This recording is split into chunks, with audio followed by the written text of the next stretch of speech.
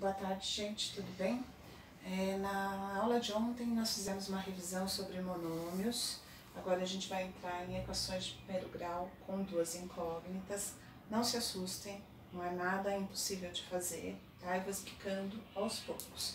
Eu estou usando o livro A Conquista da Matemática do 8º ano, estou na página 148, tá? O capítulo 4, e o título é Equação do primeiro grau com duas incógnitas.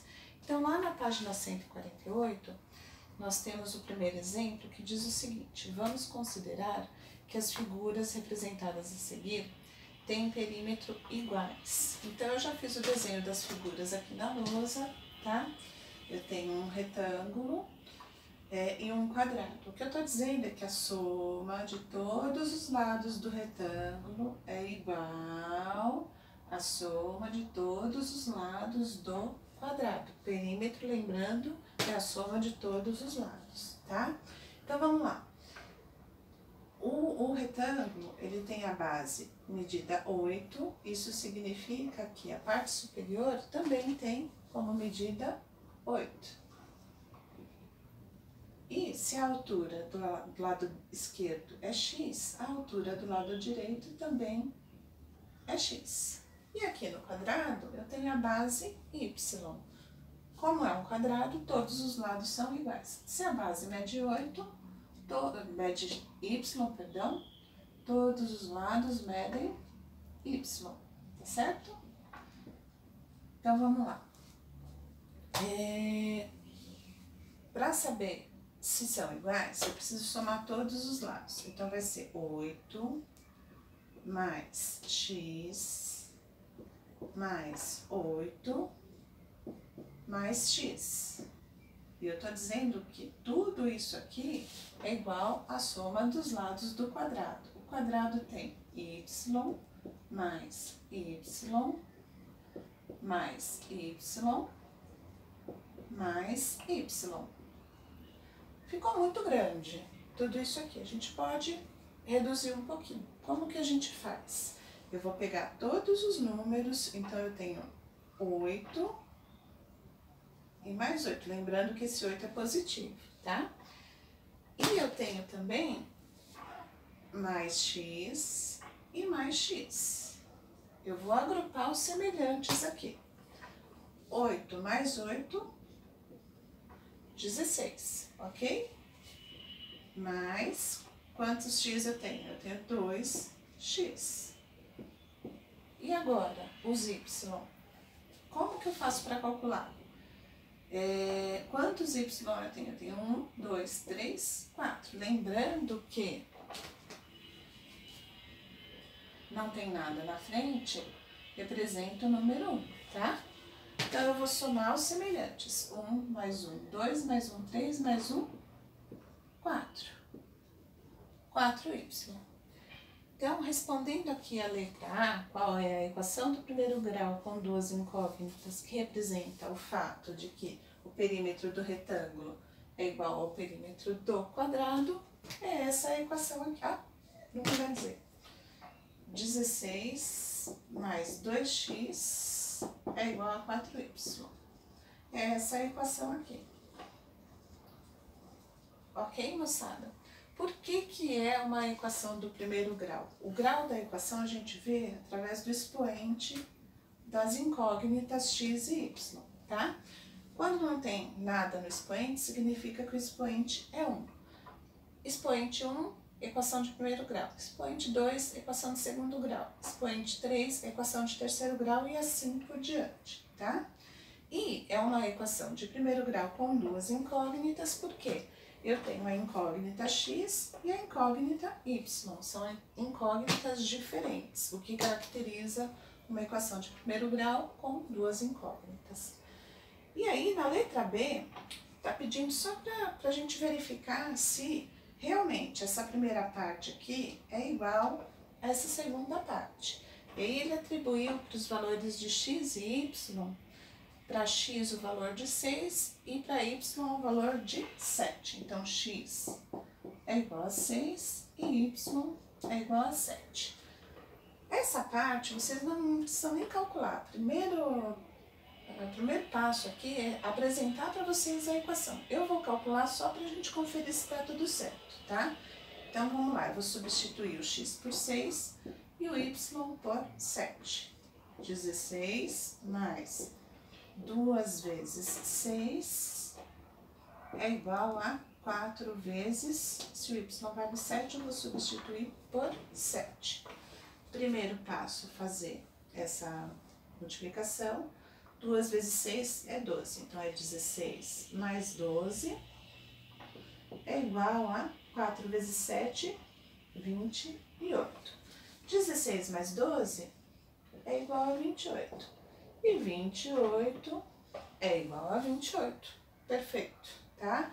Comprovei que o primeiro termo da equação é exatamente igual ao segundo termo da equação. O resultado do primeiro termo é igual ao resultado do segundo termo. Espero que esteja ficando claro para vocês, tá bom? Bom, no livro tem mais um exemplo de um estacionamento aí. Deixa eu apagar aqui. Aí a gente já vê isso.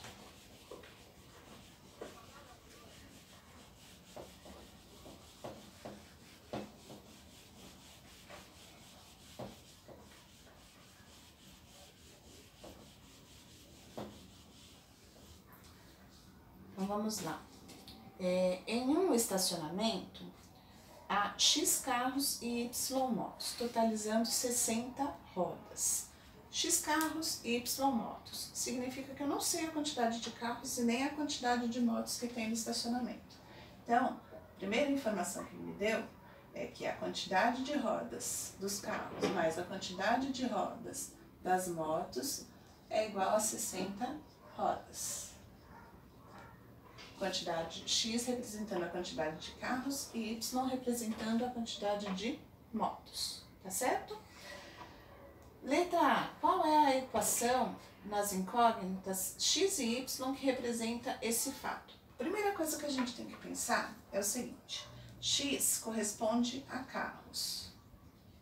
E a gente está falando de rodas, né? Então, o carro eu vou representar por X. E o carro tem 4 rodas. Um carro, 4 rodas. Então, 4 vezes a quantidade de carros, eu vou ter a quantidade de rodas. Um carro, 4 rodas. 4 vezes 1, 4 rodas. 2 carros, 8 rodas. 4 vezes 2, 8 rodas, tá? As motos estão sendo representadas pela letra Y e cada moto tem 2 rodas. Então, 2 rodas vezes a quantidade de motos que está no estacionamento, tá certo? A expressão que representa, então, essa informação é a seguinte: a quantidade de rodas vezes o total de carros, 4x, mais a quantidade de rodas vezes o total de motos, 2y, é igual a 60 rodas. E no exemplo que está dando aí para vocês, na letra B, diz o seguinte: que se eu substituir o x, que é a quantidade de carros, por 12 carros, e se eu substituir o y, que é a quantidade de motos, por 6 motos, eu vou conseguir comprovar que esta equação aqui, ela é verdadeira, ela está correta, tá? Então, vamos fazer a tentativa aqui. Lembrando, por enquanto não é necessário vocês fazerem isso, é só para comprovar que a equação está certa. Substitui o x por 12 e substitui o y por 6. Então, 4 vezes 12 mais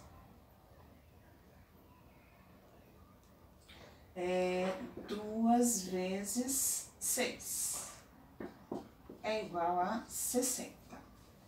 Primeiro passo, multiplicação. 4 vezes 2. 2 vezes 4, 8. 4 vezes 1, 4. 2 vezes 6, 12. É igual a 60. Somando 48 mais 12, eu tenho 60. comprovei, então, que o resultado desta primeira parte é igual a 60. O resultado desta conta é exatamente igual ao segundo termo, tá certo?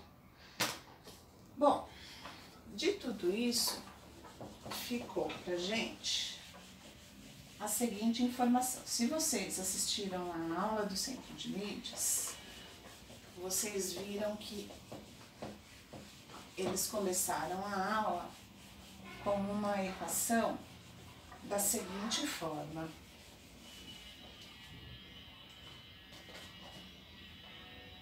AX mais BY é igual a C.